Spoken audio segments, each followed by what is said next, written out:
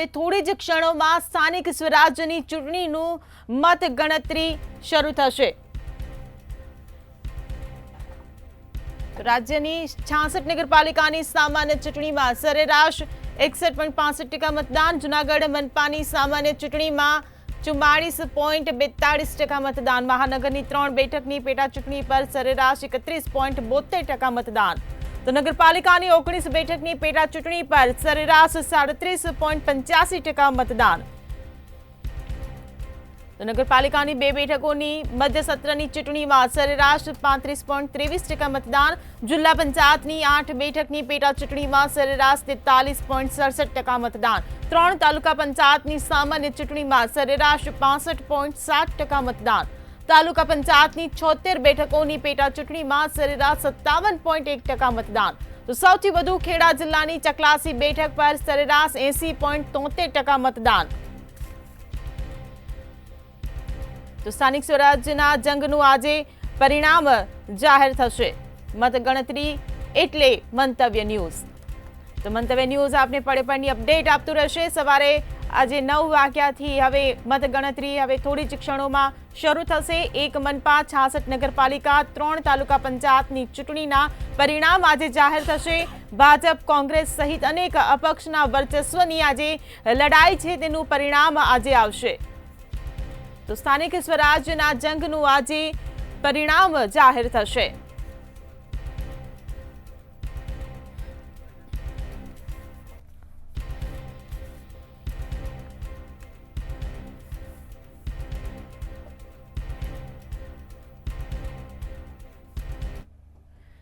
ત્યારે આજે પરિણામ જાહેર થવાના છે ત્યારે આજે પરિણામો પર જ ચર્ચા કરવા માટે આપણી સાથે જોડાઈ ગયા છે સ્ટુડિયોમાં મંતવ્ય ન્યૂઝના એસોસિએટ એડિટર પ્રફુલ્લ ત્રિવેદી। આ સાથે જ ભાજપમાંથી આપણી સાથે જોડાયા છે હેમાંગ પટેલ અને કોંગ્રેસમાંથી આપણી સાથે જોડાઈ ગયા છે પારસ જોશી। જી આપ તમામ મહાનુભાવોનું મંતવ્ય ન્યૂઝમાં સ્વાગત છે। પ્રફુલ્લભાઈ, તમારાથી શરૂઆત કરીશું। આજે પરિણામ જાહેર થવાના છે, પરિણામની આપણે વાત કરીએ, હાર જીતની વાત કરીએ એ પહેલા આપણે મતદાન પર વાત કરી લઈએ કે 2018નું જે મતદાન થયું હતું, આ વખતનું જે મતદાન થયું છે તેની સરખામણીમાં 3.35% મતદાન ઓછું થયું છે, એટલે મતદારોનો મિજાજ જ આ વખતે હળવો જોવા મળી રહ્યો છે, એટલે શું કહેશો? હિરલ, મતદારો જ્યારે મતદાનથી વંચિત રહેવાનું પસંદ કરે ત્યારે સમજવું કે એને બંને પક્ષ પ્રત્યે એની નારાજગી છે।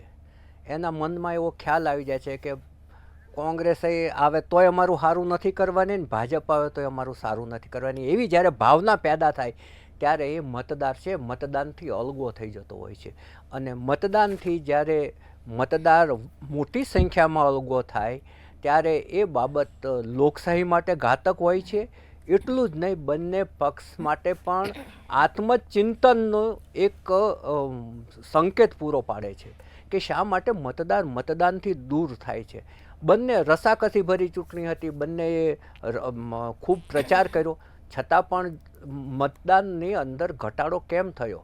કોઈ સંજોગો એવા નહોતા, હજુ ગરમી એવી ચાલુ નથી થઈ કે બીજા કોઈ પ્રશ્નો એવા નહોતા, કોઈ કુદરતી બીજું કાંઈ એવું નહોતું કે મતદાન ઘટે, અને છતાંય મતદાન ઘટ્યું છે। તો બંને પક્ષે આ ચિંતા અને ચિંતનનો વિષય છે, અને દરેક મતદારે ખૂબ જ જાગૃતિ રાખવી જોઈએ। કારણ કે જે પોતાના દેશને પ્રેમ કરે છે, પોતાની લોકશાહીને પ્રેમ કરે છે, પોતાના બંધારણને પ્રેમ કરે છે, એવા નાગરિકે 100% મતદાન કરવા માટે બહાર આવવું પડે। બેમાંથી એક કઈ ઉમેદવાર પસંદ નથી તો નોટાનો વિકલ્પ પણ ચૂંટણી પંચે આપ્યો છે। જ્યારે બંને ઉમેદવાર કરતાં નોટામાં વધારે પડે તો પણ એમને ખ્યાલ આવવાનો છે કે ભાઈ અમે એવું તે શું કર્યું કે કોઈ અમને મત આપવા તૈયાર નથી, એટલે મતદારે બહાર નીકળવું જ જોઈએ। પરંતુ આ વખતે મતદાન ઘટ્યું છે। અને બીજું એમાં એવું થાય છે કે માની લો કે એવરેજ 55% મતદાન છે, 55%માં 30% જેટલા મતો લઈ જાય એનો વિજય થવાનો છે। 30% મતો મેળવનારનો વિજય થાય એનો અર્થ એ થાય કે 70%એ જેને નકારી કાઢ્યા છે એ પ્રતિનિધિ 100% ઉપર રાજ કરવાનો છે। આ પણ એક લોકશાહીની વિભીષિકા છે। આપણે અને બીજું, એક વખત તમે ચૂંટી કાઢ્યા એ પછી 5 વર્ષ સુધી તમને ઉમેદવાર ના ગમે તો તમે એને કોલ બેક કરી શકતા નથી। જેને કારણે લોકોને એમ છે કે જે ચૂંટાઈએ એ આ બધા જ જે સંજોગો ભેગા થાય છે એને કારણે મતદાન ઘટતું હોય છે. આ વખતે જે મતદાન ગયા વર્ષની સરખામણીએ ઘટ્યું, ગયા વખતની જે ચૂંટણી હતી એના પ્રમાણમાં ઘટ્યું, એ ચોક્કસપણે એક બંને પક્ષો એટલું જ નહીં, જે ચૂંટણી પંચ છે એણે પણ વિચારવું જોઈએ કે એવું શું થયું કે શેને કારણે આ ઘટ્યું. હવે જો વાત કરીએ ચૂંટણીની, તો ચૂંટણીમાં બંને પક્ષોએ એડી ચોટીનું જોર લગાવ્યું છે. કુલ 7,036 ઉમેદવારો મેદાનમાં હતા. એમાંથી 213 ઉમેદવારો છે એ બિનહરીફ જાહેર થયા છે. કોંગ્રેસના કેટલાક મેન્ડેટ આપેલા એ ફોર્મ નથી ભર્યા, કેટલાએ ફોર્મ પાછા ખેંચ્યા છે, કેટલાક બેસી ગયા છે, કેટલાકને બેસાડી દેવામાં આવ્યા છે એવા આક્ષેપો પણ થયા. કેટલાકે પાછળથી ભાજપનો ખેસ પણ ધારણ કરી લીધો છે. આ બધું ચૂંટણી દરમિયાન જે થતું હોય છે બધું થયું જ છે આ વખતે. પરંતુ નગરપાલિકા અને ગ્રામ પંચાયત છે એ આખા દેશની અંદર જે શાસન વ્યવસ્થા છે એનું પ્રાથમિક એકમ છે. એટલે ગ્રામ પંચાયત અને નગરપાલિકા એ માણસના, લોકોના જે પ્રશ્નો હોય ને એ પ્રશ્ન કોની આગળ રજૂ કરવા, તો એ હાથવગા સભ્ય હોય તો એ નગરપાલિકાના સભ્યો હોય છે ને ગ્રામ પંચાયતના સભ્યો હોય છે. ગ્રામ પંચાયતોમાં અને નગરપાલિકાઓમાં લાંબા સમયથી ચૂંટણી ડ્યુ હતી, વહીવટદારોનું શાસન હતું. હવે ચૂંટાયેલા પ્રતિનિધિઓનું શાસન આવશે અને લોકો એમના પ્રશ્નોની ખુલીને રજૂઆતો પણ કરી શકશે. પરંતુ જે મતદાન ઘટ્યું છે એ એક હકીકત છે. તમે જુઓ તો આખા રાજ્યની અંદર અગાઉ ક્યારેય નહોતો થયો એવો નગરપાલિકાની ચૂંટણીનો પ્રચાર થયો છે. જૂનાગઢ મહાનગરપાલિકાની પણ ચૂંટણી છે. જૂનાગઢની 15 વોર્ડની 60 બેઠકોની ચૂંટણી છે. એમાંથી 8 બેઠકો છે, એટલે લગભગ 2 વોર્ડ એ બિનહરીફ જાહેર થઈ ગયા છે. જૂનાગઢના અનેક પ્રશ્નો છે, રોડ તૂટી ગયેલા છે, બીજા પણ નાના મોટા ગંદકીના અને અનેક પ્રશ્નો છે. આજે જૂનાગઢ છે એ એક ઐતિહાસિક શહેર છે, ગિરનાર ત્યાં આવેલો છે અને એક રાષ્ટ્રીય કક્ષાનું, આંતરરાષ્ટ્રીય કક્ષાનું એક પર્યટન સ્થળ બની શકે એવી એક મજબૂત ક્ષમતા એની અંદર છે. એટલે જૂનાગઢનો વિકાસ થાય, રાજ્ય સરકાર પણ જૂનાગઢના વિકાસ ઉપર ધ્યાન આપે. ત્યાંના જે ચૂંટાયેલા પ્રતિનિધિઓ છે કોર્પોરેશનના હવે ચૂંટાઈને જે આવશે એ લોકો પણ ધ્યાન આપે તો ચોક્કસપણે જૂનાગઢ છે એ બહુ પોટેન્શિયલ શહેર છે, ઐતિહાસિક શહેર છે. અનેક ઐતિહાસિક ઇમારતો જોવા માટે લોકો ત્યાં લલચાય એ પરિસ્થિતિ છે. એટલે જૂનાગઢ મહાનગરપાલિકાની પણ ચૂંટણી છે. 3 મહાનગરપાલિકાઓ છે, ભાવનગર, સુરત અને અમદાવાદ, એની એક બેઠકની પેટા ચૂંટણી પણ આ સાથે જ છે. હવે લગભગ પેલું મતગણતરી ચાલુ થવાની તૈયારીમાં છે. 2-2.5 વાગ્યા સુધીમાં પરિણામો પણ આવી શકશે. જોઈએ મતદારો કોના તરફ ઢળ્યા છે. જી બિલકુલ હેમાંગભાઈ, હું તમને પૂછવા માંગીશ કે જ્યારે આજે પરિણામો હવે જાહેર થવાના છે ત્યારે હેમાંગભાઈ આપનો લક્ષ્યાંક શું છે, ભાજપનો લક્ષ્યાંક શું છે કે કેટલી સીટો હાંસલ થશે, કેટલી સીટો પર સત્તા આવશે? કારણ કે 213 તો ઓલરેડી તમે બિનહરીફ જીતી ચૂક્યા છો, પરંતુ આપનો હવે જીતનો આશાવાદ કેટલો, કઈ કઈ બેઠકો પર આપની જીત થશે? સંપૂર્ણપણે ટ્રિપલ એન્જિનની સરકાર થાય છે નીચેના ઇલેક્શન સુધીમાં. અને જે અમારી ડબલ એન્જિનની સરકારે જે રીતે કાર્યો કર્યા, જે પ્રમાણે યોજનાઓ બનાવી, અને એક આજના જે પેપરમાં ગઈકાલે ભૂપેન્દ્રભાઈએ કીધું છે કે જેટલી યોજનાઓ, પ્રજાલક્ષી યોજનાઓ અને પ્રજાલક્ષી જેટલા કામો થયા છે એની પર મોનિટરિંગ કરવા માટેનો એક પર્ટિક્યુલર સેલ બનાવવામાં આવેલો છે અને એનું પૂરેપૂરું નિયામક થશે. અને એમાં જે કોઈ ભંડોળને જે કંઈ આવે છે પ્રોપર વપરાય, દરેક વ્યક્તિ સુધી એનું એ થાય. એના માટે થઈને અને જે કામો થાય છે તો સરસ રીતે થઈ રહ્યા છે, પણ એનાથી વધુ સારી રીતે થાય અને લોકોની જરૂરિયાત ખૂબ સારી રીતે પૂરી થાય એના માટેની એક વ્યવસ્થા કરી છે, જે ગઈકાલે અમારા મૃદુલ મજબૂત મુખ્યમંત્રીએ કાલે આની જાહેરાત કરી છે. અને એના માટેની આખી મોનિટરિંગ સેલની બી એક રચના કરેલી છે અને ખૂબ સારી રીતે એ કામ થઈ રહ્યું છે. હવે આમાં નીચના સ્તરેથી તમે દેખો તો ગુજરાતની અંદર કેટલી બધી યોજનાઓ ચાલી રહી છે.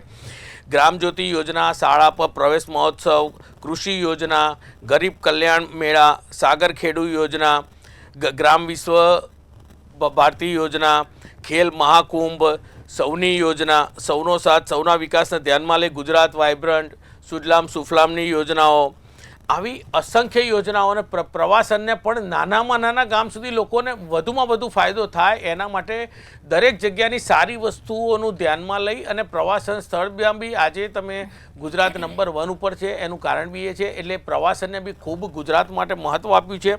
એટલે નરેન્દ્રભાઈની જે રાહ નીચે અને અમિતભાઈના ગાઈડન્સ નીચે જે રીતે ભૂપેન્દ્રભાઈની સરકારે જે રીતે કામ કર્યું છે અને છેવાડાના માનવી સુધી પહોંચેલા છે અને જે પ્રમાણે રોડ રસ્તા ઇન્ફ્રાસ્ટ્રક્ચર અને આજે ગેસની વ્યવસ્થા આ બધું જે થયેલું છે એનો ખૂબ ફાયદો મળેલો છે. તમે પહેલાં કરતાં આજે ભલે શિક્ષણની ખોટી બૂમો પાડે છે પણ પહેલાં કરતાં આજે શાળાઓની જે સ્થિતિ છે એ ખૂબ સારી છે. ડિજિટલ શિક્ષણ થતું જાય છે અને ક્રમશઃ આ બધામાં ખૂબ સારો સુધારો છે. અમે તો વિરોધ પક્ષને એક કહીએ કે ભાઈ તમે ખોટા વિરોધ કર્યા વગર આમાં વધુ સારું શું થાય અને લોકો માટે આપણે કઈ રીતે ઉપયોગી થઈએ એની તમે ચિંતા કરો. એની જગ્યાએ કોઈ પણ સારી યોજના આવે કે કોઈ પણ સારું કાર્ય થાય એનો ફક્ત ને ફક્ત વિરોધ કર્યા સિવાયનું વિરોધ પક્ષ એમના શીર્ષ નેતૃત્વથી લઈને નીચે સુધી એના સિવાયનું કોઈ કામ કરતા નથી અને એ પ્રજા એનો યોગ્ય દરેક વખતે જવાબ આપે છે. અને આટલા વર્ષથી અમને વનવાસ ભોગવવો પડે છે એનું કારણ પણ જે પ્રમાણે જૂઠાણું ફેલાઈ રહ્યા છે અને જે પ્રમાણે વિરોધ કરે છે એ વિરોધ દેખાઈ આવે છે. આજે લોકોના જીવન જીવવાની શૈલી જીવન જીવવાનું ધોરણ ખૂબ ઊંચું આવ્યું છે. શિક્ષણ એજ્યુકેશન કંઈ પણ જુઓ તમે આજે દરેકનું લાઈફસ્ટાઈલ ખૂબ બદલાઈ ગયેલી છે. ગામડાનો માણસ બી શહેરની નજીક આવી ગયો છે. શહેરીજનોનું અને ગ્રામ્યનું જીવન ધોરણ એક થઈ ગયું છે. આપણા આદિવાસી મિત્રો માટે પણ કેટલી બધી સ્કીમો થઈ. આજે એ વિસ્તારો કેવા હતા અને આજે તમે પોતે જાઓ તો એ વિસ્તારો કેવા છે એમાં નાનામાં નાના બી આપણે એ લોકોના ત્યાં થતા ફાયદાઓ લીધા છે. આયુર્વેદિક પેલા એની ઉપર રિસર્ચ કરવાના સેન્ટરો બનાવેલા છે અને વધુમાં વધુ એ લોકોથી આપણને જે મદદ મળતી હતી એ આપણે ફાયદો લઈ એમની આવક ધોરણ ઊંચી થાય અને એમાં શિક્ષણનું પણ બી પ્રમાણ વધે એટલે છેવાડાના માનવીની પણ ચિંતા કરી અને ઇન્ફ્રાસ્ટ્રક્ચરથી પણ એમને જોડી શહેરની નજીક લાવ્યા છે અને દરેક માણસ એક ગોળાની અંદર જોડાઈ રહે અને દરેક માણસનું જીવન ધોરણ સેમ થાય એની અમારા સરકારે ખૂબ ચિંતા કરેલી છે. એટલા માટે અમને વિશ્વાસ છે કે આનું રિઝલ્ટ જે આવશે એ રિઝલ્ટ 100% ભારતીય જનતા પાર્ટી તરફથી આવશે. ભાઈ હું આવીશ આપની પાસે. પારસભાઈ, સ્થાનિક સ્વરાજ્યની ચૂંટણીનું આજે જ્યારે હવે એક પછી એક સીટ પર પરિણામ જાહેર થતું રહેશે પરંતુ આપણે મતદાનની જે અમને અગાઉ વાત કરી પ્રફુલભાઈ સાથે તો એક તરફ નિરસતા જોવા મળી. એમાં લગ્નની સિઝન આવી ગઈ, રવિવારનો દિવસ હતો અને ભાજપ કેટલી બધી સીટો પહેલેથી જ બિનહરીફ જાહેર થઈ ચૂકી હતી એટલે એક તરફ આ નિરસતા હતી ને બીજી બાજુ બોટાદ, ધંધુકા કે જામનગર જેવી સીટો જુઓ તમે ત્યાં તો વરરાજા કે દુલ્હન લગ્ન પહેલા એમનામાં ઉત્સાહ હતો વોટિંગ કરવાનો એટલે એક તરફ નિરસતા હોય ને એક તરફ ઉત્સાહ હોય. આ બંનેની વચ્ચે કોંગ્રેસને આજના પરિણામો પર આશાવાદ કેટલો? જી મેડમ, ચોક્કસપણે આજે જે રિઝલ્ટ છે ગ્રામ પંચાયતના, નગરપાલિકાના અને મહાનગરપાલિકાના તેની અંદર કોંગ્રેસ જે છે કોંગ્રેસના ઉમેદવારો ખૂબ જ સારું પરફોર્મન્સ કરશે અને દરેક સીટ ઉપર જે છે કે એ પોતે સારું પરફોર્મન્સ કરીને વિજય મેળવવાની કોંગ્રેસના તમામ લોકોને આશા છે. તમે જોશો કે 2018 પછી આજે છે ને સીધી 2025માં જે છે ને ઇલેક્શન જે છે કે એ થઈ રહેલું છે અને તમે જોશો કે આ જ્યારે ચૂંટણીની જાહેરાત થઈ ને ત્યારથી જ જે છે ને ભાજપની ટ્રિપલ એન્જિનની સરકારને જે છે ને કે હારનો ડર ત્યારથી સતાવવા લાગ્યો હતો. એટલે આપણે અમુક જે ખુદ જ સરકારને તમે જુઓ કે તમારા જ માધ્યમથી એટલે કે મીડિયાના માધ્યમથી જ આપણે જોયું હતું કે જેમ એમના રાપરના ઉમેદવાર જે છે એ થેલામાં 500 રૂપિયાની નોટો લઈ અને જે રીતે મત ખરીદવા માટે નીકળ્યા હતા એમના જ વડોદરાના જે છે કે એમના વડોદરા શહેરના જે પ્રમુખ જે છે એમણે જાહેર સભામાં ખુલ્લી ધમકી ગરીબોને એમ આપી હતી કે તમે જો અમને વોટ નહીં આપો તો તમારા બધા મકાનો તોડી પાડવામાં આવશે. અને એક પ્રસિદ્ધ ચેનલની અંદર જ્યારે એમને આ સવાલનો જવાબ પૂછવામાં આવ્યો ત્યારે એમણે મીડિયા સમક્ષ માફી માગી કે આ જે મેં નિવેદન આપ્યું છે તે બદલ હું માફી માગું છું. બરાબર છે. આ એક વસ્તુ જે છે કે આપણે જોઈ સામ દામ દંડ ભેદની નીતિ તમે જોઈ હશે કે બાલાસિનોરની અંદર અમારી આદિવાસી નેતા જે હતી જે મહિલા જે હતી એ ઉમેદવાર ઊભી રહી હતી તો ભાજપના જ જે છે ઉમેદવાર અને એમના જે લુખ્ખા તત્વો દ્વારા જે રીતે એને ધમકીઓ આપવામાં આવી અને જે છે કે એના લીધે એને પેનિક એટેક આવ્યો અને આ બધી જે છે સામ દામ દંડ ભેદની નીતિ, તમે આજે 30 વર્ષથી સત્તામાં છો, ડબલ એન્જિનની સરકાર છે અને તમે વિકાસ જ કર્યો તો પછી આ જે છે કે આજે ગુજરાતના ગામડાઓ છે ને બેન, એની પરિસ્થિતિ જે છે ને એ દિન બ દિન બદતર હતી. આજે જે સ્થાનિક સ્વરાજની ચૂંટણીઓને અત્યારે જેવું ને કે રોડ, રસ્તા, ગટર, જી પાણી. પરેશભાઈ, હું આપને અટકાવવા માંગીશ. એક મહત્વના સમાચાર સામે આવી રહ્યા છે. આજે ચૂંટણીનું પરિણામ જાહેર થઈ રહ્યું છે, ત્યારે ભાજપની નગરપાલિકાની એક પેનલ પર જીત દેખાઈ રહી છે. સાણંદ નગરપાલિકામાંથી આ સમાચાર. માણસા નગરપાલિકામાં વોર્ડ 1માં ભાજપની જીત દેખાઈ રહી છે. તો સાણંદ નગરપાલિકામાં વોર્ડ 1માં ભાજપની પેનલની જીત અહીં જોવા મળી રહી છે. તો માણસા નગરપાલિકામાં વોર્ડ નંબર 1માં ભાજપની જીત જોવા મળી છે. ત્યારે સાણંદ નગરપાલિકામાં વોર્ડ નંબર 1માં ભાજપની પેનલની જીત અહીં જોવા મળી રહી છે. તો સાણંદ નગરપાલિકા વોર્ડ નંબર 1માં ભાજપ પેનલની જીત. તો માણસા નગરપાલિકામાં વોર્ડ 1માં ભાજપની જીત જોવા મળી રહી છે. તો ચૂંટણીના પરિણામો હવે ધીરે ધીરે સામે આવી રહ્યા છે. એક પછી એક સીટની ગણતરી હવે હાથ ધરાઈ રહી છે. ત્યારે માણસા નગરપાલિકામાં વોર્ડ નંબર 1માં ભાજપની જીત થઈ છે. સાણંદ નગરપાલિકામાં વોર્ડ નંબર 1માં ભાજપ પેનલની જીત થઈ છે. તો ચર્ચાને હવે આપણે આગળ વધારીશું. પારેશભાઈ, આપનો જવાબ અધૂરો હતો, આપનો જવાબ પણ પૂરો કરો, અને સાથે સાથે ભાજપ હવે જીતવાની શરૂઆત કરી ચૂકી છે, એની પર પણ આપની પ્રતિક્રિયા આપી દો. જી બેન, ચોક્કસપણે એમાં ભાજપના અત્યારે જે પરિણામો આવી રહ્યા છે, ભાજપની શરૂઆતની અંદર જીત છે. આગળ જેમ પ્રફુલભાઈએ કીધું કે પરિણામો જે છે 2 વાગ્યા સુધીમાં ક્લિયર થશે. અને જે બી કંઈ પરિણામો હોય, ડબલ એન્જિનની સરકાર કે ટ્રિપલ એન્જિનની સરકારની અંદર સામ દામ દંડ ભેદની નીતિથી જે રીતે ડરાવી ધમકાવીને ઉમેદવારોને બેસાડીને અથવા તો જે જનતાને જે છે ધમકાવીને જે રીતે વોટની રાજનીતિ જે રમી છે ને, એ રાજનીતિ જે છે કે ખરેખર રાજકારણને નુકસાન કરતા છે.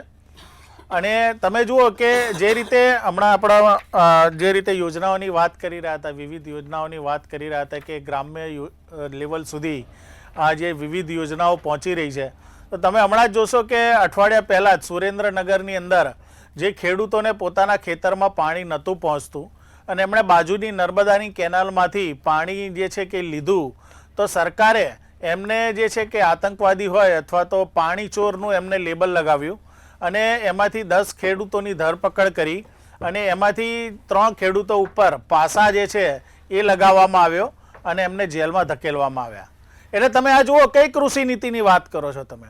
આજે છેવાડાના માનવીને તમે જુઓ કે જે રીતે આપણે વાત કરીએ છીએ કે કચ્છ જિલ્લાની વાત કરીએ કે બનાસકાંઠા સાબરકાંઠા જિલ્લાની વાત કરીએ, છોટા ઉદેપુર જિલ્લાની વાત કરીએ, બોડેલી ડભોઈની વાત કરીએ કે ત્યાં આગળ જે છે એ હજુ સુધી જે છે કે કૃષિ યોજનાઓની વાત તો છોડો કે નળ સે જલ યોજનાઓની અંદર નળ પહોંચ્યા છે પણ જળ તો પહોંચ્યું જ નથી.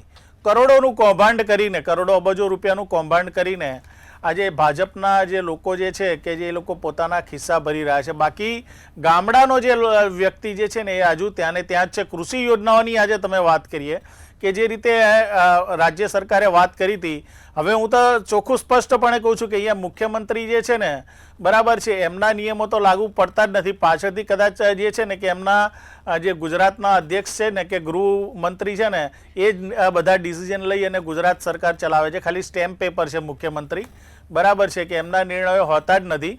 એ પાછળથી જે છે કે દિલ્હીથી જે બી કંઈ નિર્ણયો લેવામાં આવે ને એ જ નિર્ણયો ઇમ્પ્લિમેન્ટ ગુજરાતની અંદર થાય છે. વિવિધ યોજનાઓની અંદર જે રીતે ખેડૂતોને 12 કલાક વીજળી આપવાની વાત કરી હતી, બરાબર છે, દિવસના દિવસે વીજળી આપવાની વાત કરી હતી. આજે ખેડૂતો જે છે તમે જુઓ કે વિવિધ વિસ્તારોની અંદર એ લોકો 6 કલાક બી પાણી નથી આપી શકતા. અને એ બી જે છે કે ખેડૂતોએ જે વિનંતી કરી હતી કે તમે રાત્રે પાણી છોડો છો એના બદલે સવારે પાણી અમને આપવામાં આવે તો જેથી કરીને અમે ખેતી જે છે કે વ્યવસ્થિત કરી શકીએ. તો બી એ જે છે કે આજે 6 કલાક બી જે છે કે ખેડૂતોને પાણી આપવાની જે નેમ છે એ સરકારે પૂરી નથી કરી. સરકારી શિક્ષણની વાત કરે છે, હમણાં અઠવાડિયા પહેલાં જ જુનાગઢની અંદર એક જૂની જર્જરિત શાળા હતી, એની અંદર ખાલી બાજુમાંથી એક જે ડીજે વાગ્યું અને ડીજેના પડઘમના લીધે જ શાળાના પોપડા ખરી પડ્યા અને લગભગ 30થી વધારે બાળકોના માથામાં વાગ્યું ને એ લોકોને જે છે શાળામાંથી સીધા હોસ્પિટલમાં ભેગા કરવામાં આવ્યા. પ્રાથમિક શાળાની સ્થિતિ હતી.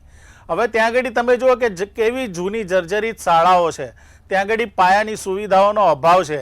આપણે તમે જો કે એક સર્વે મુજબ આપણે હજુ બી જે ગામડાના શિક્ષકોની વાત કરીએ તેમાં બી 26,000 થી 32,000 શિક્ષકોની ઘટ છે. જે રીતે છોકરીઓનો ડ્રોપ આઉટ રેશિયો છે પ્રાથમિક શિક્ષણની અંદર જે રીતે વધી રહ્યો છે, શાળાના ઓરડાઓની ઘટ છે, જે રીતે આ લોકો ક્લબ કરી રહ્યા છે, સરકારી શાળાઓને બંધ કરી અને પ્રાઇવેટ શાળાઓને જે રીતે જે છે કે સેલ્ફ ફાઇનાન્સ કોલેજ અને સેલ્ફ ફાઇનાન્સ સ્કૂલોને જે રીતે જે છે પ્રાધાન્ય આપી રહ્યા છે, એટલે એ રીતે આ લોકો ગામડાઓના સ્ટ્રક્ચરને ને જે છે છેવાડાના માનવીને ખતમ કરી રહ્યા છે. અને એનું પરિણામ જે છે કે હવે ધીરે ધીરે જે છે કે જાહેર થશે અને ચોક્કસપણે આની અંદર કોંગ્રેસ જે છે 2018 કરતાં વધારામાં વધારે સારું પ્રદર્શન કરશે. જી બિલકુલ પ્રફુલભાઈ, હું તમને પૂછવા માંગીશ કે રાજ્યમાં પ્રથમ વખત 27% ઓબીસી અનામત સાથે આ ચૂંટણી યોજાઈ રહી છે, તો આ ઓબીસી અનામતની જે સીટો છે કોને એનો ફાયદો કોને થશે? આપને, કોંગ્રેસને, ભાજપને કે અપક્ષને? એ તો જેમ જેમ પરિણામો આવશે એમ ખબર પડશે, પરંતુ એ જે જાહેર કરી છે અનામત, એની કવાયત ઘણા લાંબા સમયથી ચાલતી હતી. આજે તમે જો 2018 બાદ આ ચૂંટણી યોજાઈ રહી છે, એનું કારણ જ એ છે કે આ પ્રક્રિયા અધૂરી હતી અને મોટા ભાગની નગરપાલિકામાં વહીવટદારનું શાસન હતું. તમે જુઓ કે હજુ 4,000થી વધારે ગ્રામ પંચાયતોની ચૂંટણીઓ બાકી છે, ત્યાં પણ વહીવટદારોનું શાસન છે. એની ચૂંટણી આની સાથે જાહેર થઈ જવી જોઈતી હતી, પરંતુ એ નથી કરી. એનું કારણ ચૂંટણી પંચે એ બતાવ્યું હતું કે ત્યાં હજુ જે અનામત છે એને લાગુ પાડવા માટેની જે પ્રક્રિયા છે એની ગણતરીની કેટલીક બાબતો બાકી છે, એટલા માટે બાકી રાખવામાં આવી છે, એવું એ વખતે કારણ આપ્યું હતું. એટલે અત્યારે જે આ અનામત જે જાહેર કરી છે, મૂળ તો શું છે કે જે ગ્રામ વિસ્તાર છે ત્યાં હંમેશા કોંગ્રેસનો દબદબો રહ્યો છે, શહેરી વિસ્તારમાં ભાજપનો દબદબો રહ્યો છે. હવે છેલ્લા કેટલાક વખતથી એવું થયું છે કે ભારતીય જનતા પાર્ટીએ એનું જે વિસ્તાર છે એ ગ્રામ જનોની અંદર, ગામડાઓની અંદર એણે મૂળિયા નાખવાનું ચાલુ કર્યું છે. ત્યાં એનો મજબૂત બેઝ વધતો જાય છે અને સામે કોંગ્રેસનો જે લગભગ 35% જેટલો જે કમિટેડ મતદાર હતો એ ઘટીને અત્યારે 25થી 28% થયો છે. એટલે જે આ અનામતનો લાભ આપ્યો છે, એ જે જ્ઞાતિઓ જે એની અંદર આવે છે એ કોના તરફ ઢળે છે એ જ્યારે તમારું પરિણામ સામે સ્પષ્ટ થશે ત્યારે જ આપણને ખબર પડશે.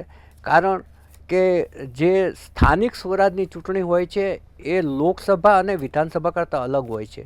ત્યાં સ્થાનિક પ્રશ્નો હોય છે, સ્થાનિક સવાલોને સ્થાનિક સમસ્યાઓ હોય છે. ત્યાં જેને ટિકિટ આપી છે એ વ્યક્તિ કયા સમાજનો છે, એનું સમાજની અંદર કેટલું સેવાકીય કાર્ય છે, કેટલો દબદબો છે, કેટલી દબંગગીરી છે, કેટલા પૈસા વાપરી શકે એમ છે, આ બધી જ બાબતો જોવાતી હોય છે. અને એટલા માટે જે મતદાર છે એ કોના તરફ ઢળ્યો છે, આ બધું જોયા પછી એ તમને પરિણામ વખતે ખબર પડશે. તમે જુઓ કે આખા રાજ્યની અંદર 26 નગરપાલિકાઓની જે ચૂંટણી હતી એ સૌરાષ્ટ્રમાં હતી, ને સૌરાષ્ટ્રમાં સૌથી વધારે રસાકસી રહી છે. તમે એ પછી રાણાવાવ ને કુતિયાણા જુઓ, જેતપુર જુઓ, અમરેલી જુઓ, કારણ કે દરેક જગ્યાએ ભાજપની આંતરિક ખેંચતાણ પણ એટલી જ હતી. દાખલા તરીકે અમરેલીમાં પાયલ ગોટી પ્રકરણ બન્યું અને કોંગ્રેસ છે એને ઊભા થવા માટેની એક તક મળી ગઈ. અને જેનીબેન કે જે સતત પાયલ ગોટીના કુટુંબ સાથે રહ્યા, પરેશ ધાનાણી ઉપવાસ ઉપર બેઠા. હવે એ બાબત આખી જે ઘટના બની એ તમને દેખીતી રીતે એમ લાગે કે કોંગ્રેસ બેઠી થઈ, પણ કોંગ્રેસ આ બાબતને મતની અંદર કેટલી પરિવર્તિત કરી શકી છે એ તમને પરિણામ આવશે ત્યારે જ ખબર પડશે. એવી જ વસ્તુ પોરબંદરમાં છે. જે કુતિયાણા અને રાણાવાવની બેઠકો છે ત્યાં જે કાંધલ જાડેજા અને ઢેલીબેન એની વચ્ચે ઘણી બધી સ્પર્ધા છે.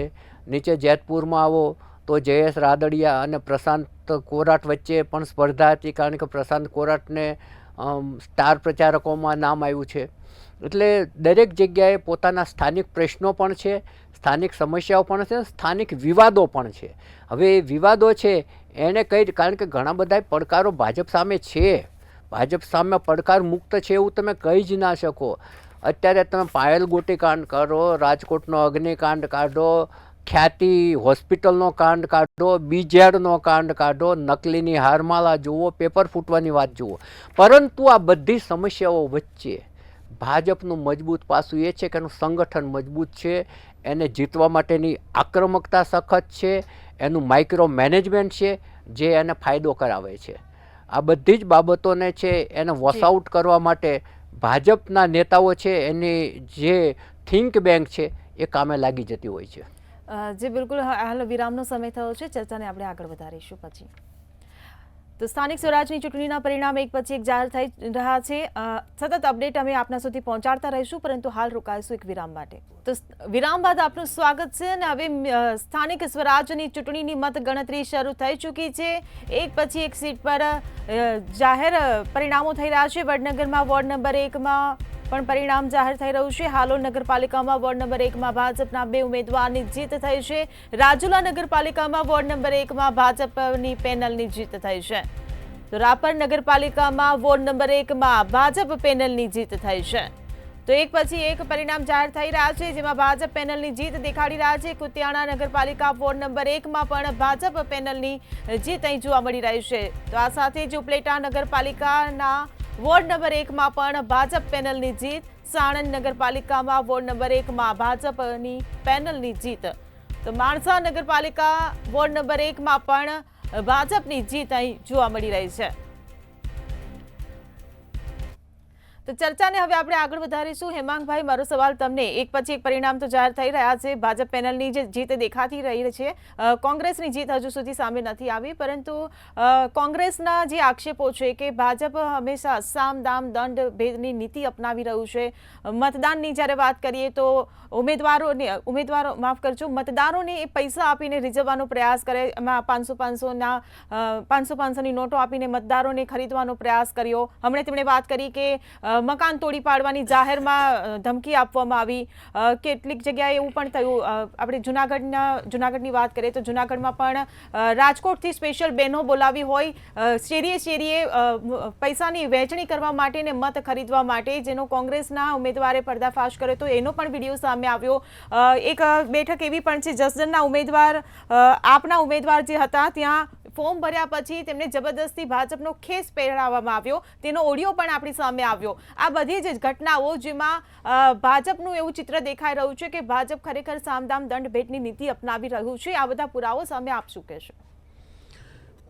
આ બધી વાતો બિલકુલ પાયાવિહોણી હોય છે અને વિડીયો સામે આવ્યા છે. ભારતીય જનતા પાર્ટીમાં કેવું છે કે કોઈ પણ ભારતીય જનતા પાર્ટીમાંથી તમને ટિકિટ મળે તો ઉમેદવારે મહેનત કરવાની ઇલેક્શન પૂરતી જરૂર નથી હોતી, કારણ કે 365 દિવસ એ પ્રજાની વચમાં જ હોય છે અને પ્રજાલક્ષી કાર્યો કરતો જ હોય છે. એટલે ઇલેક્શન વખત ક્યારે કોઈ જાહેરાત કરવાની જરૂર નથી હોતી. બીજા નંબરે કે અમારો ચૂંટણી ઢંઢેરો, એટલે અમે જે કોઈ વાયદા કરીએ છીએ એ દરેકને વિશ્વાસ છે કે અમે વાયદા કરવા માટે નથી કરતા, એ પૂરા કરવા માટે કરી રહ્યા છીએ.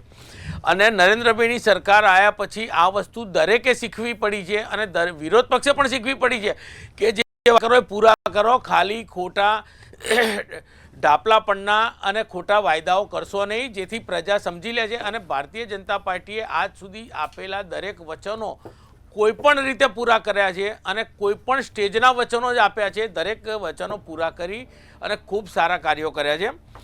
હવે આપણે બીજા નંબરની વાત કે અત્યાર સુધીમાં જે સરપંચ હતા એમને ખાલી એક ઇલેક્શન લડવા પૂરતા સરપંચ હતા. સરપંચે શું કરવું એ પોતે સરપંચને ખ્યાલ નહોતો કે એનું કાર્ય શું છે.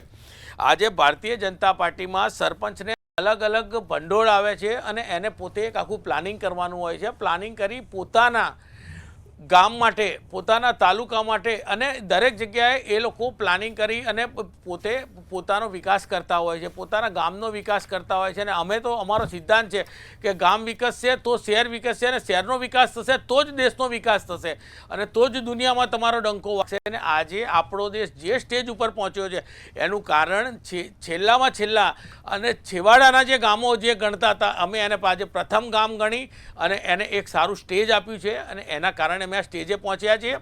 અને અમારે ક્યારે કોઈને ધમકાવવાની જરૂર નથી હોતી, કોઈને પરાણે ખેસ પહેરાવવાની જરૂર નથી હોતી. અમારી વિચારધારા સાથે જે જોડાય છે એને વેલકમ છે. અને કોઈક બીજા રીઝનસર, હવે આ તો વિડીયો બનાવવાની વાત હોય છે, ભલે ખેસ પહેર્યો હોય, આજે કોઈ પ્રસંગસર કે ક્યાંક હાજરી આપેલી હોય અને એના વિડીયો હજી એની પુષ્ટિ ચાલી રહી છે. ગુનેગાર હશે એ ક્યારે, અને ચૂંટણી પંચનું તંત્ર તો તમને ખ્યાલ છે કે કોઈને છોડતું નથી. એટલે આમાં જે કોઈ ગુનેગાર હશે એ દરેક ગુનેગારને એની સજા થશે અને એનું અમારી પાર્ટી પણ એનો યોગ્ય નિર્ણય લઈ લેશે. અમે ક્યારે ગુનાહિત પ્રવૃત્તિ કરવાવાળાને અમારે કોઈ પણ સ્ટેજનો કાર્યકર હશે અને સાચવતા નથી. અમે રિઝલ્ટની પરવા નથી કરતા, અમે પ્રજાની ચિંતા કરીએ છીએ. અને ઘરે ઘરે લોકો જાણે છે કે ભારતીય જનતા પાર્ટી હશે તો વિકાસની રાજનીતિ થશે, એમ ભવિષ્યમાં એમના બાળકોનું જીવન ધોરણ ખૂબ ઊંચું થશે અને ઘણું બધું જે લોકોના મગજમાં છે. એટલે તમે અત્યારે રિઝલ્ટો બી જે શરૂઆત થઈ ગઈ છે જોઈ રહ્યા છો. અને કોંગ્રેસ એટલે પરિવારવાદની પાર્ટી છે અને એને વિરોધ સિવાય કશું નથી કર્યું. અહીંયા પણ આજે 30-30 વર્ષના વનવાસ પછી પણ એ લોકોમાં કોઈ બીજી શીખ નથી, ફક્ત અદાણી અંબાણી. અને તમે જ્યારે સંસદની અંદર જોયું છે તો એમનો વિરોધ કરવાની સિસ્ટમ તો જુઓ, કઈ રીતની જે સંસદ આખી દુનિયા જોતી હોય છે, આજે ત્યાં પણ ગરિમા સંસદની નથી જાળવતા. આજે આ બધા કાર્યો જે લોકો જોઈ રહ્યા છે એ નડી રહ્યા છે અને એના હિસાબે આ રિઝલ્ટો આવ્યા છે. અને ટ્રિપલ એન્જિનની સરકાર બનશે અને બનવા જઈ રહી છે અને એની હું 100% તમને ખાતરી આપું છું. જી બિલકુલ. પારસભાઈ, હું તમને પૂછવા માંગીશ કે ભાજપ એવો આરોપ હમણાં લગાવી રહ્યું હતું, હેમાંગભાઈએ વાત કરી કે કોંગ્રેસ તો જુઠ્ઠાણું ફેલાવે છે, કોંગ્રેસ માત્ર ખાલી દેખાડો કરે છે, માત્ર વિરોધ કરે છે, પરંતુ એ પ્રકારે એમનું સંગઠન મજબૂત નથી કે નથી કાર્યકરોને સાચવી રહ્યું. આ બધા આક્ષેપોની વચ્ચે આપણે આદિવાસીની પણ વાત કરીએ. તેમની આદિવાસીના ઘણા બધા ફાયદા પણ તેમણે જણાવ્યા હેમાંગભાઈએ. અને કોંગ્રેસના હંમેશા મુદ્દા આદિવાસીના પણ રહ્યા છે કે આદિવાસી માટે ભાજપ કંઈ નથી કરી રહ્યું, સરકાર કંઈ નથી કરી રહી. અને આ બધાની સાથે અત્યારે હમણાં જે પરિણામો સામે આવ્યા તેમાં પણ કોંગ્રેસની તો એક પણ સીટ હજુ સુધી આવી નથી. આ બધા સવાલોનો જવાબ આપો. બેન, પહેલી હું વાત કરું, પહેલો જવાબ હું તમને આપું કે વિકાસની રાજનીતિની વાત કરીને તો ભાજપ કયા વિકાસની વાત કરે છે? આજ આપણા માનનીય જે પ્રધાનમંત્રી હતા એમણે એમ કીધું હતું કે ખેડૂતોની આવક જે છે ને 2022માં ડબલ થઈ જશે. 2025 આવ્યો, ખેડૂતોની આવક ડબલ થવાની તો વાત દૂર રહી, પરંતુ અત્યારે ગુજરાતની અંદર સરેરાશ છે ને દરરોજ એક ખેડૂત જે છે ને આત્મહત્યા કરી રહ્યો છે. ખેડૂતોની આવક તો વધારે નથી થઈ, પરંતુ એ ગુજરાતનો જે ખેડૂત છે ને એ વધારામાં વધારે જે છે ને એ દેવામાં ડૂબી રહ્યો છે. અને એનું ઉત્તમ ઉદાહરણ છે એના માટે જ છે ને કે ખેડૂતોને છે ને કે એ લોકોએ જે ને સબસિડી આપવી પડી રહી છે. અને તમે જુઓ કે ખુદ ગુજરાત સરકારના આંકડા જે છે કે ગયા બજેટમાં જે ખેડૂતોને જે દેવા માટેની જે બજેટ ફાળવવામાં આવ્યું હતું એના કરતાં અત્યારે જે છે કે 2025માં વધારે બજેટ ફાળવવામાં આવ્યું. જો ખેડૂતો જે છે એ જો સમૃદ્ધિ જ કરતા હોત તો દર વર્ષે ને વર્ષે ખેડૂતોનું દેવું વધતું રહ્યું છે, દેવામાં વધારો કરતો રહેવામાં આવ્યો છે. તો આ જ બતાવે છે કે કયા વિકાસની વાત ભાજપ કરી રહ્યું છે. એમણે જે છે કે યુરિયાની અંદર જે રીતે યુરિયા છે કે બીજા ખેતીના ઓજારો જે છે એની અંદર જે રીતે એમણે ગબ્બરસી ટેક્સ નાખી અને ખેડૂતોની કમર તોડી નાખી છે, એટલે કયા વિકાસની વાત કરે છે? શિક્ષણની અંદરની વાત કરીએ તો શિક્ષણની અંદર આજે બી ગામડાઓની અંદર જે છે કે પ્રાથમિક શિક્ષણની સુવિધાઓનો અભાવ છે, ઓરડાઓની ઘટ છે, કયા વિકાસની વાત કરે છે? આરોગ્યની વાત કરીએ તો આરોગ્યની અંદર બી આજે જે છે અર્બન હેલ્થ સેન્ટર છે એની અંદર ગામડાઓની અંદર બી હજુ ખુલ્યા નથી. ને આપણે હમણાં જ વર્ષ પહેલા એક વિડીયો તમે જોયો તો એક પ્રસૂતાને જે છે ને ખભે લાકડી પર 2 જણાએ લઈ અને નદી પાર કરી અને એને પ્રસૂતાને જે છે કે એને ડિલિવરી કરાવવી પડી હતી. કયા વિકાસની વાત કરે છે ભાજપ? આ જો ડબલ એન્જિનની સરકાર ને ટ્રિપલ એન્જિનની સરકાર હોત ને તો હમણાં જ છે ને વિદેશથી છે ને હાથકડી પહેરીને જે લોકો બહાર આવ્યા ને, જે અહીંયા આગળ પાછા મોકલવામાં આવ્યા ને, એમાં સૌથી વધારે છે ને ગુજરાતીઓની સંખ્યા હતી. એ બધા હતા, એ મહેસાણા અને ઉત્તર ગુજરાતના એ બધા હતા. તમે વિકાસની વાત કરતા હોત તો એ લોકો દેવું કરીને છે ને વિદેશ શું કરવા માટે ગયા હોત? આજે તમે જુઓ ને કે એક સરેરાશ આંકડા મુજબ છે ને આપણા ગુજરાતની અંદરથી ખુદ આપણા જે મુખ્યમંત્રી છે ભૂપેન્દ્ર પટેલે એમણે એમ કીધું હતું. અને એક સરેરાશ મુજબ આપણા ગુજરાતની અંદરથી 25,000થી વધારે યુવાનો જે છે ને એ આપણે ભારતની નાગરિકો છોડીને વિદેશની અંદર વસી રહ્યા છે ગામડાઓમાંથી. કયા વિકાસની વાત કરો છો? પેપરો ફૂટી રહ્યા છે. ગામડાનો યુવાન જે છે કે જ્યારે સ્પર્ધાત્મક પરીક્ષાની જે વાતો કરતો એ તૈયારી કરીને આવતો હોય અને ગામડામાંથી તૈયારી કરીને જ્યારે અહીંયા શહેરમાં પરીક્ષા આપવામાં આવે ને પરીક્ષાના પેપરો ફૂટી ગયા હોય અને એના લીધે આપણે તમે જોયું કે હમણાં જ ધોળકાની અંદર એક યુવતીએ જે છે કે આત્મહત્યા કરી. કયા વિકાસની વાત કરો છો? વિકાસની વાત કરીએ ને બેન, કોંગ્રેસ છે ને, બરાબર છે, એ પર્ટિક્યુલર કોઈ એક વ્યક્તિની ચાપલુસી નથી કરતું, એની કદમબોસી નથી કરતું. વિકાસની વાત અમે કરીએ છીએ, અમે કોઈ વ્યક્તિને પ્રાધાન્ય નથી આપતા. એક ઉદાહરણ આપું, અમારો આ ખેસ છે ને બેન, આ ખેસની અંદર અમારે છે ને અમારા પક્ષનો સિમ્બોલ છે, બરાબર છે, આ વિકાસનો સિમ્બોલ છે, અમારા કોઈ વ્યક્તિનો સિમ્બોલ નથી. અમે તમે જોશો કે આટલા અમારી 135 વર્ષ જૂની જે છે ને પાર્ટી છે, અને અમારા ખેસની અંદર કોઈ દિવસ કોઈ વ્યક્તિને પ્રાધાન્ય આપીને એનો અહીંયા ફોટો ખેસની અંદર લગાવવામાં આવ્યો નથી, અને બીજી બાજુ પક્ષનું ચિહ્ન નથી લગાવવામાં આવ્યું, બરાબર છે. આના જગ્યાએ ભગવાન રામનો ફોટો અહીંયા આગળ લગાવવામાં આવ્યો હોત ને, અને અહીંયા આગળ પક્ષનું ચિહ્ન લગાવવામાં આવ્યું હોત ને, તો લોકો કદર કરત. પરંતુ એક વ્યક્તિને પ્રાધાન્ય આપીને, એક વ્યક્તિની ચાપલુસી કરીને, એક વ્યક્તિની કદમબોસી કરીને, એક વ્યક્તિની ખુશામત કરીને તમે જુઓ કે એમનો સિમ્બોલ અહીંયા લગાવીને એક બાજુ જે છે એ પક્ષનો સિમ્બોલ લગાવી અને આ લોકો વિકાસની રાજનીતિ કરે છે. હવે તમે એક વસ્તુ કરો કે જ્યારે છે કે તમે ગરીબ અને મધ્યમ વર્ગની કમર તો આજે જે રીતે મોંઘવારી જે રીતે વધી રહી છે, બેરોજગારી જે રીતે વધી રહી છે, યુવાનો જે છે કે એમને ભણતર જે છે મોંઘું થઈ ગયેલું છે, પ્રાઇવેટીકરણ જે રીતે થઈ રહેલું છે, બરાબર છે, આજે તમે અનાજ અને શાકભાજીના ભાવ જે રીતે વધી રહ્યા છે, ગામડાઓ જે છે તૂટી રહ્યા છે, અને ગામડાનો યુવાન જે છે એ પોતે ખેતરો વેચીને, પોતાની પ્રોપર્ટી વેચીને ગામડામાંથી શહેર તરફ આવી રહ્યો છે. કયા ગામડાના તમે વિકાસની વાત કરો છો? બરાબર છે. એટલે ભલે રિઝલ્ટ ગમે તે આવે, બરાબર છે, રિઝલ્ટ જે છે કે એક હાર અને જીતની વસ્તુ હોય, પરંતુ મેં ફરીથી કીધું, સામદામ દંડ ભેદની નીતિ અપનાવીને આજે છે ને દબંગાઈ કરીને અથવા તો જે મેન પાવર ને મસલ્સ પાવરનો ઉપયોગ કરી અને તમે જીતો ને, છતાં બી આજે છે 30 વર્ષથી તમે ગામડાઓનો વિકાસ નથી કર્યો. એટલા માટે ગામડાઓની બદતર હાલત છે. બેન, એક ઉદાહરણ આપું કે કાલે હું જ હજુ છે ને, કાલે હું મોડાસાથી અહીંયા આગળ આવતો હતો બેન, બરાબર છે, રોડ રસ્તાની એવી ખરાબ હાલત છે, લગભગ હું વચ્ચે છે ને લગભગ 2-3 હોટલો પર ગયો ને, તે લોકો એમ જ કહે છે કે અત્યારે છે ને કે અમારા આ એરિયાની અંદર વર્ષોથી 10 વર્ષથી હાલત આવી છે, બરાબર છે. આ તમે આ રસ્તાઓની હાલત જો અંતરિયાળ ગામડાઓ, મોડાસા, માલપુર, મેઘરજ, વિજયનગર, કુંભલવાડા, બરાબર છે, તમે આ બધા જે એરિયાની અંદર જે વાત કરો, આજે તમે જો ઈડર, ખેડબ્રહ્મા, વડાલીના ઇન્ટરનલ વડાલી વસ્તીના એરિયાની અંદર તમે બેન અત્યારે મારી સાથે આવો, બરાબર છે, વડાલીના નાગરિકને પૂછીએ ને બેન, 15 દિવસે એકવાર પાણી આવે છે, 15 દિવસે એકવાર પાણી આવે છે. અત્યારે ઉભા થઈને આપણે જઈએ, કયા વિકાસની વાત કરો છો તમે? તો પાણી આપવાની 24 કલાક ગુલબાગોની વાત કરી હતી. આજે બી ત્યાં આગળ તમે જુઓ, મનરેગા યોજના જે છે, મનરેગા યોજનાની અંદર ગવર્મેન્ટે પોતે કીધું હતું કે 100 દિવસની મજૂરી આપવી જોઈએ. 100 દિવસમાંથી ગામડામાં તમે 57 દિવસની મજૂરી નથી આપી શકતા. તમે જો અમરેલી ને એની અંદર મગફળી કૌભાંડ જે રીતે જાહેરમાં આવ્યા, બરાબર છે, અને મગફળી કૌભાંડની અંદર તમે ખેડૂતોના પૈસા ખાઈ ગયા, કયા વિકાસની વાત કરો છો? એટલે આ જે ચૂંટણીનો અત્યારે જે પરિણામો આવ્યા છે ને, એ સામદામ દંડ ભેદની નીતિને રીતે જીતવામાં જે છે એ લોકો કદાચ ક્યાંક ને ક્યાંક સફળ થઈ રહ્યા છે, પરંતુ આ તે છે વ્યક્તિગત જે રીતે જે પ્રાધાન્ય આપીને જે ધર્મની રાજનીતિના લીધે જે આગળ આવ્યા છે ને, એ રાજનીતિ વધારે નથી ચાલવાની. જી બિલકુલ.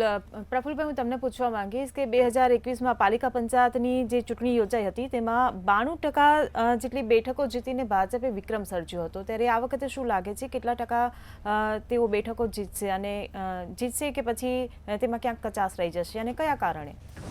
ના, અત્યાર સુધી તમે જુઓ કે જેટલા પરિણામોનો જે જોક છે એ ચોક્કસપણે ભારતીય જનતા પાર્ટીનો વિજય બતાવે છે, એ નિર્વિવાદ વાત છે. ગયા વખતે તમે કહો છો કે જીત્યા હતા અને આ વખતે પણ જીતશે. એનું જો સૌથી મહત્ત્વનું કારણ હોય ને, તો ભારતીય જનતા પાર્ટીનું મજબૂત સંગઠન, 24/7 ચૂંટણીના મોડ ઉપર રહેવું, અને ત્રીજું છે એનું માઇક્રો મેનેજમેન્ટ. ચૂંટણીનું મેનેજમેન્ટ જે એ બૂથ મેનેજમેન્ટ કરે છે, પેજ પ્રમુખને, એને એક કાર્યકરને માત્ર 5 કે 7 કુટુંબ જ સંભાળવાના હોય છે, એટલું માઇક્રો મેનેજમેન્ટ કરે છે. એટલે એ 5 કુટુંબને બહાર કાઢે અને મતદાન મથક સુધી પહોંચાડે, ભાજપ તરફી જ જવાના છે. એટલે આ આખું જે એનું મેનેજમેન્ટ છે એ ને કોઈ પહોંચી વળે એમ નથી. એ નિર્વિવાદ વાત છે, બધાએ સ્વીકારવી પણ પડે, કોંગ્રેસ પણ સ્વીકારે છે. અને બીજું એનું મજબૂત સંગઠન છે. એને હજુય તે આંતરિક વિવાદો છે, જૂથબંધી છે, છતાંય તે શિસ્તની બાબત આવે ત્યારે ચોક્કસપણે ઉપરથી એટલું બધું કંટ્રોલ હોય છે કે કોઈ આઘું પાછું ના થઈ શકે. ઉપરથી એક હુકમ છૂટે એટલે જ્યારે ઉમેદવાર પસંદ કરવાની હોય ત્યારે ખેંચતાણ હોય, પરંતુ પસંદ થઈ ગયા પછી બધા એક સાથે આવી જાય. જ્યારે કોંગ્રેસમાં છે, કોંગ્રેસમાં જૂથબંધી ચૂંટણી વખતે પણ સપાટી ઉપર આવે છે અને સૌથી એનું માઇનસ પાસું હોય તો એનું જે સંગઠન છે એ મજબૂત નથી અને બીજું એના જે ઉમેદવારો છે એનામાં આક્રમકતા અને જીત માટેની માનસિકતા ઘણી વખત જોવા નથી મળતી. ઘણી વખત એને કદાચ એવી હતાશા જ આવી જાય છે ખામાનો માણસ જીતવાનો જ છે, કદાચ એવું વાતાવરણ ક્રિએટ થઈ ગયું હોય ભાજપ તરફી એટલે એનાની અંદર એક હતાશ આવી જાય છે અને પછી એ નિષ્ક્રિય જેવું થઈ જાય છે. આ લગભગ ચૂંટણીઓમાં જોવા મળે છે કે શરૂઆતમાં કોંગ્રેસનો ઉમેદવાર છે આક્રમક હોય, પરંતુ જેમ જેમ સમય જાય એમ ભાજપનું વાતાવરણ જોઈ અને એની ગતિ છે ઘણી બધી ધીમી થઈ જતી હોય છે. એટલે એને જે જીત માટેની આક્રમકતા છે એ ઘણી વખત ઘટી જતી હોય છે.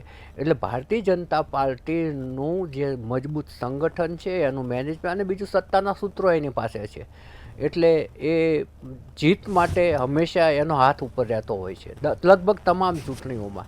આ ચૂંટણીમાં પણ એવું જ થવાનું છે કારણ કે 66 નગરપાલિકા છે, 2 છે એ નગરપાલિકામાં મધ્યસત્ર ચૂંટણી છે, કુલ 68 છે. જુનાગઢ મહાનગરપાલિકા છે, ગાંધીનગર, કઠલાલ અને કપડવંત 3 તાલુકા પંચાયત છે. તમે જુઓ કે ખેડા જિલ્લા પંચાયતની ચૂંટણી ડ્યુ છે જાહેર નથી થઈ. બનાસકાંઠાની અંદર ઝઘડો છે તો ત્યાં ધાનેરાની જે બનાસકાંઠાના જિલ્લાનું વિભાજન કર્યું એના કારણે કેટલોક અસંતોષ ઊભો થયો છે. ધાનેરાની અંદર એક આંદોલન ચાલતું હતું, ધાનેરાની ચૂંટણી જાહેર નથી કરી. એટલે ફૂંકી અને ચાલવામાં ભારતીય જનતા પાર્ટીના નેતાઓ માને છે અને એના જ કારણે એનો જે છે હાથ ઉપર રહેતો હોય છે હંમેશા. જે બિલકુલ હેમાંગભાઈ, હું તમને પૂછવા માંગીશ કે દિલ્હી વિધાનસભાની ચૂંટણીમાં ભાજપની જે પ્રચંડ જીત થઈ એ સાથે જે બજેટ પણ રજૂ થયું, તો આ બંનેનો ફાયદો ભાજપને સ્થાનિક સ્વરાજ્યની ચૂંટણીમાં મળી રહ્યો છે જે અત્યાર સુધી પરિણામ આવ્યો છે તેમાં અને જે હજુ પરિણામો બાકી છે તેમાં? અમે રિઝલ્ટને અરસપરસ નથી જોતા. અમારા માટે પૂરા દેશના ઇલેક્શનો હોય, સ્થાનિક સ્વરાજ્યની ચૂંટણીના હોય કે મહાનગરપાલિકા કે કોઈ પણ જિલ્લાઓના આવતા હોય કે કોઈ પણ ઇલેક્શન આવે, અમારા માટે દરેક ઇલેક્શન એક સરખા લેવલથી અમે એને જોતા હોઈએ છીએ અને બધામાં મહેનત અમે સરખી જ કરીએ છીએ. અને પર્ટિક્યુલર ઇલેક્શન આવ્યું એટલે મહેનત કરવા નીકળવું એવું અમારામાં છે જ નહીં. અમે 365 દિવસ પ્રજાની વચમાં જઈએ છીએ. અમે પેજ પ્રમુખ સુધીના કાર્યકરો બનાવેલા છે અને રેગ્યુલર એ લોકોને ગાઈડલાઈન મળતી હોય છે. અમારામાં એ લોકોના પ્રશિક્ષણ વર્ગો થતા હોય છે અને આ એક ખૂબ સારી રચના છે અને કોઈપણ વસ્તુથી અમારો કાર્યકર ખૂબ અપડેટ હોય છે. નવી યોજના આવે તો પહેલાં જ્યારે યોજના આવવાની હોય એની પહેલાં એને પૂરેપૂરી ગાઈડલાઈન મળી ગયેલી હોય છે અને એ યોજનામાં શું કરવું, લોકો સુધી કેવી રીતે પહોંચતી કરવી એની પણ. અત્યારે તમે 70 વર્ષ ઉપરનાને જે 10 લાખની એટલે એમના નામો એમની આધાર કાર્ડની અંદર અને કાર્ડ આપવા અને મેડિકલ ફેસિલિટી આપવા માટે જે સરકારી યોજના બનાવી તો અત્યારે આયુષ્યમાન કાર્ડની, તો અત્યારે તમે એમાં જુઓ કે આયુષ્યમાન કાર્ડ માટે અત્યારે ઘરે ઘરે ભારતીય જનતા પાર્ટીનો કાર્યકર પણ આવે છે અને સરકારની વ્યક્તિ પણ જાય છે. સરકારમાંથી જ્યારે જશે પણ એની પહેલાં ઘરે ઘરે ભારતીય જનતા પાર્ટીનો કાર્યકર પહોંચી ગયો છે અને એ ઓનલાઈન સિસ્ટમમાં આવી ગયો તો એ પોતે બી એમાં પૂરેપૂરો મદદરૂપ થાય છે. અને ઇવન અમારા કાર્યકરને ત્યાં સુધીની તૈયારી હોય છે કે ક્યાંક કોઈ જગ્યાએ કોઈ કામમાં ઝેરોક્સ આપવા જવાની હોય તો અમારો કાર્યકર એમને એમ કહેશે કે ભાઈ તમે ઊભા રહો, હું ઝેરોક્સ કઢાઈને આવું છું. ડોક્યુમેન્ટ બી અમારો કાર્યકર પૂરેપૂરા તૈયાર કરતા હોય છે. એટલે આટલું જે એક ફેમિલિયર રીતે અમારા કાર્યકરો જે ટેવાઈ ગયા છે, અમારી સંગઠનની શક્તિ છે એ બહુ જરૂરી છે. અને અમારે હોદ્દાની જ્યારે માગવાનો હોય તો દરેકનો અધિકાર છે, દરેકે મહેનત કરેલી છે. હોદ્દો એટલે તમે કોઈ પણ ટિકિટ આપવાની વાત હોય, હોદ્દા આપવાની વાત હોય તો 100% દરેક 15 ને 25 બાયોડેટા અમારા આવતા હોય, પરંતુ જેને મળે છે એને અમે બધા સ્વીકારીએ છીએ અને એની સાથે એની શું કરતાં વધુમાં વધુ એ સારું કામ કરી શકે એના માટે દરેક જોડાઈ જાય છે. ઇલેક્શન આવતું હોય તો જેને પણ ટિકિટ મળી હોય, માનો કે 25 બાયોડેટા સરપંચ માટે પણ આવ્યા હશે ભારતીય જનતા, પણ એક વ્યક્તિને ટિકિટ મળવાની છે. એકને ટિકિટ મળી તો બધા જ એની સાથે દિલ લગાડીને કામે લાગી જાય છે. જ્યારે અમારા વિરોધ પક્ષોમાં તો પરિસ્થિતિ એવી છે કે એમને એ ઉપરથી કહેવું પડે છે શક્તિસિંહ કે તમે કોઈક ઉમેદવાર ઊભો રાખો કે ભાજપની સીટ એમની ના થઈ જાય. એટલે આ બધા જે આક્ષેપો કરી રહ્યા છે, ખોટા કરી રહ્યા છે, હર હંમેશા માટે તમે પ્રજાની વચમાં જાઓ, પ્રજાની વચમાં રહી પ્રજાના કામ કરો, એમને શું તકલીફો છે જુઓ. તમે નાની નાની ફરિયાદો, હવે આજે એક સિમ્પલ દાખલો છે કે ભાઈ 1000 કિલોમીટર, આ તો વાત છે કે 1000 કિલોમીટરના આપણા રોડ બન્યા હવે કદાચ 2-5 કિલોમીટરમાં નાની મોટી ક્યાંક ક્ષતિ રહી ગઈ હોય કે વાત છે કે 100 ગામડા છે તો 100 ગામડામાંથી 1-2 ગામડામાં નાની મોટી તકલીફ હોય તો એવું નથી કે એને છોડી દીધેલા છે, એને પણ અમે સોલ્યુશન લાવી ખૂબ સારી એની પણ પ્રગતિ થાય. અને અમે તો એ રસ્તે ચાલી રહ્યા છીએ કે દરેક ગામ શહેર જેવું બનવું જોઈએ અને એ રસ્તે જે ચાલીએ છીએ એટલે 100% આ વસ્તુ તમે ટૂંક સમયમાં જોશો કે ગામડા શહેરની વચમાં કોઈ ફરક નથી રહ્યા. આજે વર્ષો પહેલાં તમે બસોની એસટી બસોની પોઝિશનો જોઈ હતી, ગામડામાં ક્યારે આવે ક્યારે નહીં કોઈ ઠેકાણા નહોતા. રોડ રસ્તાની વાતો જે અમારા મિત્ર કરી રહ્યા હતા, આજે તમે કોઈ પણ હાઈવે પકડો, કોઈ પણ છેડો, આખા ભારત દેશના કોઈ પણ છેડે તમારે ક્યાંય પણ જવું હોય ઇઝીલી સરળતાથી ટાઈમ બચાવીને જઈ શકો છો. એનું કારણ છે જે જગ્યાએ જવા માટે પહેલાં 14-14, 18-18 કલાક લાગતા હતા, કલાકો સુધી લાઇનમાં ઊભા રહેવું પડતું હતું. આજે બધું બંધ થઈ ગયું છે અને એ જે 18 કલાકની જર્ની હતી આજે ફક્ત 6-6.5 કલાકની જર્ની થઈ ગઈ છે. એનું કારણ ઇન્ફ્રાસ્ટ્રક્ચર, રોડ રસ્તા છે. એટલે આ જે સાચી વસ્તુ જે થઈ રહી છે એને સ્વીકારો તમે. આજે લોકોમાં એજ્યુકેશન આવ્યા છે, ખૂબ સારું એજ્યુકેશન આવ્યું છે, તમે કે શાના માટે નથી સ્વીકારતા અને શું કરતા વિરોધ કરવો? કોઈ પણ યોજના અમારી સરકાર લાવે છે એટલે એમને વિરોધ કરવો.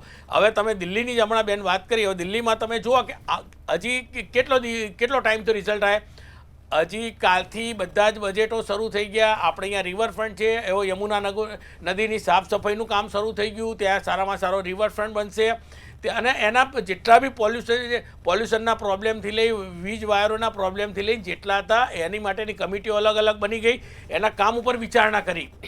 હવે અહીંયા બી એ જ રીતે ગુજરાતમાં કદાચ કોઈ ગામમાં કોઈ પ્રોબ્લેમો આવ્યા હશે તો એવું નથી કહેતા કે 100% બધું જ કામ દરેકથી એક જ દિવસમાં પતી જાય, નથી પતતું. પરંતુ જેટલી બી અમારા ધ્યાનમાં ક્ષતિ આવે છે એને સુધારવા અને એને 100% પૂર્ણ કરવા માટે અમે પ્રયત્ન કરીએ છીએ. અને અમારો એક કાર્યકર એ પોતે સરપંચ બી છે, એ પોતે કાઉન્સિલર બી છે, એ પોતે ધારાસભ્ય છે, એ પોતે સંસદ સભ્ય છે, એ મુખ્યમંત્રી છે અને એ પોતે વડાપ્રધાન બી પોતાની જાતને કહી શકે એટલો કેપેબલ છે.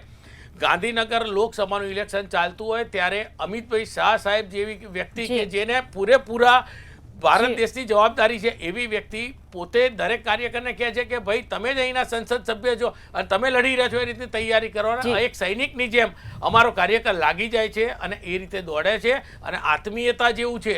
આજે એ વ્યક્તિ દરેક કાર્યકરને નામથી બોલાવે છે. ક્યારે કોઈ કાર્યકરનું એમને અને જ્યારે કોંગ્રેસમાં તો કેવું છે કે એક નેતા થઈ ગયા, ઈગો આવી ગયો, કડક કપડાં પહેરીને ફરવા, આ વસ્તુ આ કલ્ચર ભાજપમાં છે જ નહીં, આ કલ્ચર ચાલતું નથી. એટલા માટે ભારતીય જનતા પાર્ટી આજે આ સ્ટેજે જે રીતે પહોંચી છે એનું ફક્ત ને ફક્ત કારણ એની જે નરમાશ છે, એની કામ કરવાની સિસ્ટમ છે, કામ કરવાની પદ્ધતિ છે, લોકોની વચમાં રહેવાનું છે. આ દરેક વસ્તુ આમાં ભાગ ભજવી જાય છે અને એ રિઝલ્ટ તમે ટૂંક સમયમાં દેખશો ને અત્યારે રિઝલ્ટો શરૂ થઈ ગયા છે. જી બિલકુલ. આ જ સવાલ પર આપણે પારસભાઈનો પણ જવાબ લઈ લઈએ. પારસભાઈ, દિલ્હીમાં આપે તો સત્તા જ ગુમાવી દીધી અને કોંગ્રેસ તો એક ખાતું ખોલાવવામાં પણ અસમર્થ રહી, તો શું લાગે છે કે આ ઝીરોની જે છાપ પડી છે ગુજરાતની જનતાના માનસ પર પડશે, પરિણામો પર પડશે? બેન, દિલ્હીનું જે રાજકારણ જે અલગ છે, ગુજરાતનું રાજકારણ અલગ છે અને ગુજરાતની અંદર જે છે કે જનતા હવે જે સમજી ચૂકી છે કે એમણે તમે જુઓ કે અત્યારે જે જવાબ આપવાનું જે મારા મિત્રએ ટાળ્યું ને સામદામ દંડભેદની નીતિમાં જે વિડીયો આવ્યા સામે અને જે રીતે નોટો વેચવાની વાત હતી ને એ જે રીતે મીડિયાએ જ પોતે મૂકી હતી, કોંગ્રેસના કે સભ્યએ મૂકી નથી, બરાબર છે. એટલે એ રીતે જે આખી રાજનીતિ જે છે ગુજરાતની અંદર અમારા માનનીય શક્તિસિંહ ગોહિલજી છે કે એમણે આખી જે રીતની સ્ટ્રેટેજી આ પર્ટિક્યુલરની અંદર 2018 પછીના 2025ના ઇલેક્શનમાં બી અપનાવી છે એનું પરિણામ ધીરે ધીરે જે છે જોવા મળશે. અને બીજી એક વાત કરું કે બેન જે છે ને કે ભાજપનો કાર્યકર છે ને એ ભાજપની મિટિંગો અને ભાજપની સભાઓમાં છે ને ખાલી ખુરશીઓ સાફ કરવા માટે જ રાખેલો છે, બાકી અડધીથી ઉપરની ભાજપની જે છે ને એની અંદર કોંગ્રેસના નેતાઓ રાજ કરે છે. એટલે એ લોકોને શું છે કે કોંગ્રેસના નેતાઓ તમે જુઓ કે જે અર્જુન મોઢવાડિયાજી છે કે જયરાજસિંહ જે છે કે તો અમારા જે બીજા બધા નેતાઓ જે છે ને એ સ્ટેજ ઉપર બેઠા હોય છે ને એમને ટિકિટ આપવી પડે છે ને એ લોકો ઇલેક્શન લડે છે.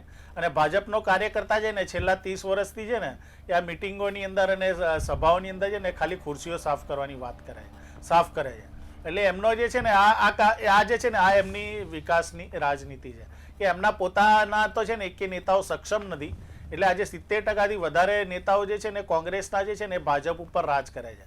એટલે હમણાં જ એક તમે સોશિયલ મીડિયામાં રમૂજ તમે જોયું છે કે કમલમને જે છે ને એ મિની રાજીવ ગાંધી ભવન નામ આપી દે ને તો એ કદાચ જે છે ને એ વાત જે ને એ યોગ્ય છે.